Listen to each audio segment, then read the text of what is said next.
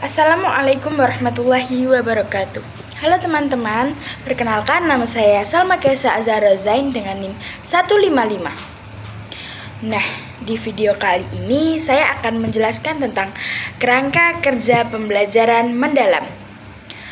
Pernah nggak sih kamu belajar sesuatu tapi rasanya cuma lewat? Nah, di dunia pendidikan sekarang, kita nggak cuma belajar untuk menghafal, kita belajar untuk mengalami. Inilah yang disebut pembelajaran mendalam. Cara belajar yang bikin kita berpikir kreatif, mandiri, sehat, dan siap menghadapi tantangan hidup. Nah, jadi apa sih pembelajaran mendalam itu? Pembelajaran mendalam adalah pendekatan yang menekankan proses belajar yang berkesadaran, bermakna, dan menyenangkan secara holistik.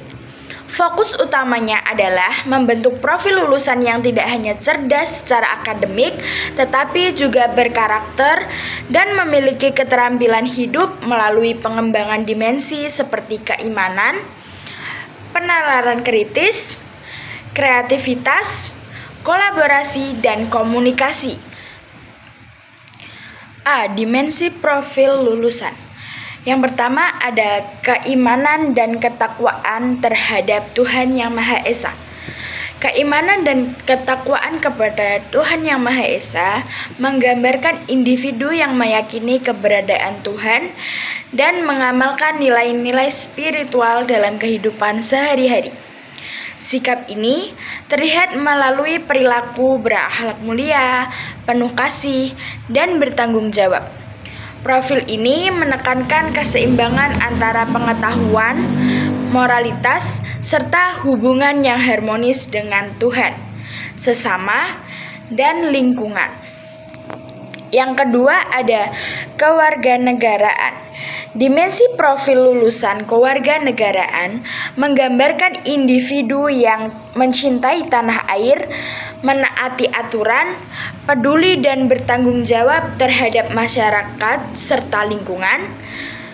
Peserta didik memiliki kesadaran untuk berkontribusi bagi kebaikan bersama sebagai warga negara dan warga dunia.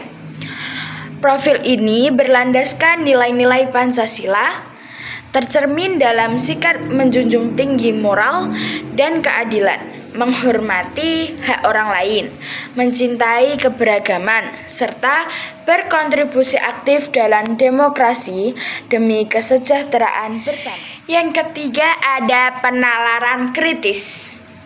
Dimensi penalaran kritis menggambarkan individu yang mampu berpikir logis, analitis, dan reflektif dalam memahami dan mengevaluasi informasi.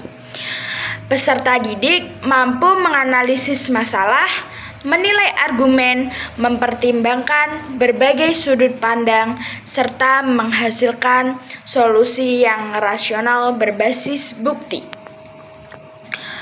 Kemudian yang keempat ada kreativitas.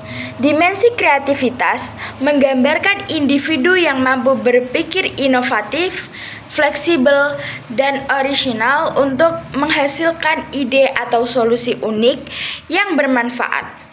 Peserta didik kreatif melihat masalah dari berbagai sudut pandang dan menciptakan gagasan bermakna yang berdampak positif. Yang kelima ada kolaborasi. Dimensi kolaborasi menggambarkan individu yang mampu bekerja sama secara efektif dengan orang lain, menghargai peran setiap anggota, dan berkontribusi aktif dalam mencapai tujuan bersama dengan sikap saling menghormati.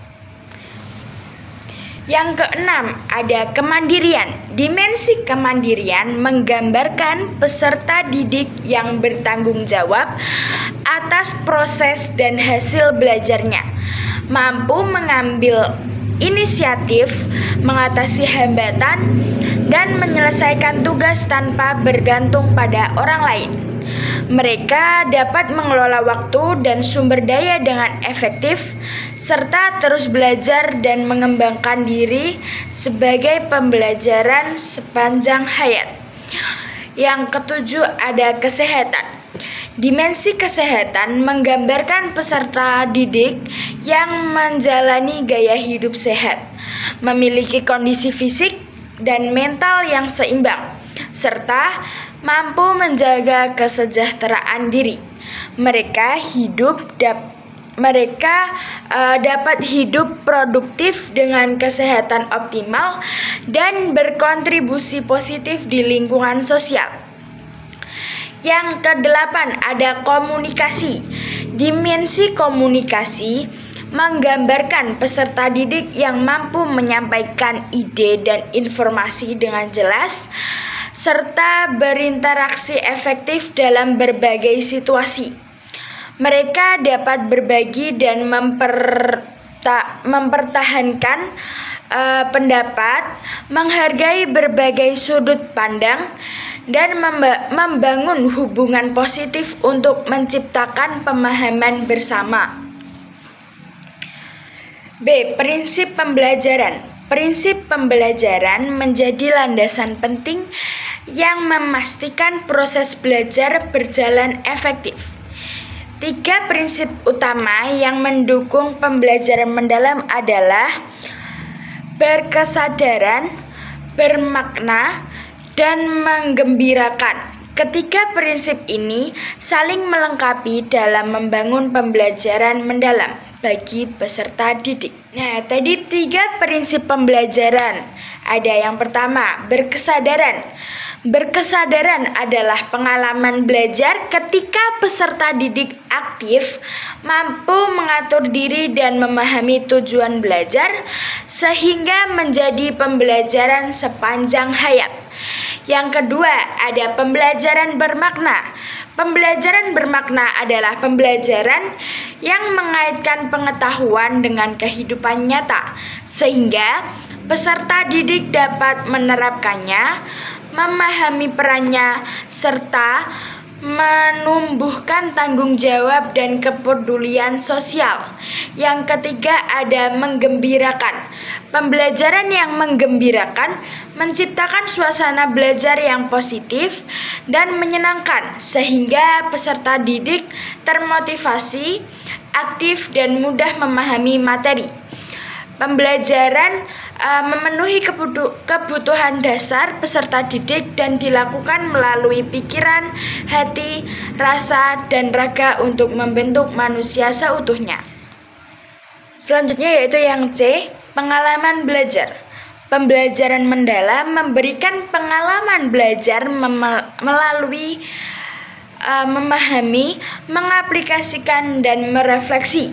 Proses ini terjadi di berbagai lingkungan dan melibatkan interaksi dengan guru, teman, dan lingkungan. Pengalaman belajar pembelajaran mendalam diciptakan melalui proses memahami, mengaplikasikan, dan merefleksi. Yang pertama, memahami. Memahami dalam pendekatan pembelajaran mendalam adalah tahap awal untuk membangun kesadaran peserta didik mengenai tujuan belajar dan mendorong mereka aktif membangun pemahaman. Pada fase ini diberikan pengetahuan esensial, aplikatif, serta nilai dan karakter sebagai dasar untuk pemahaman lebih mendalam dan penerapan dalam konteks nyata. Yang kedua yaitu mengaplikasi. Mengaplikasi adalah tahap ketika peserta didik menerapkan pengetahuan secara kontekstual melalui pemecahan masalah dan pengambilan keputusan, baik secara individu maupun kolaboratif. Peserta didik dilatih menghadapi isu nyata dan membangun solusi kreatif sehingga memperoleh keterampilan akademik dan keterampilan hidup serta mengubah kepedulian sosial. Yang ketiga ada merefleksi. Merefleksi adalah proses peserta didik menilai dan memaknai pengalaman belajar untuk melihat pencapaian, tujuan, kekuatan, dan hal yang perlu diperbaiki. Refleksi. Kemudian yang D, kerangka pembelajaran. Kerangka pembelajaran adalah panduan sistematis untuk menciptakan ekosistem belajar yang bermakna, reflektif, dan kontekstual. Penerapannya melibatkan 4 komponen utama. Yang pertama ada praktik pedagogis, kemitraan pembelajaran, lingkungan belajar, dan pemanfaatan teknologi digital.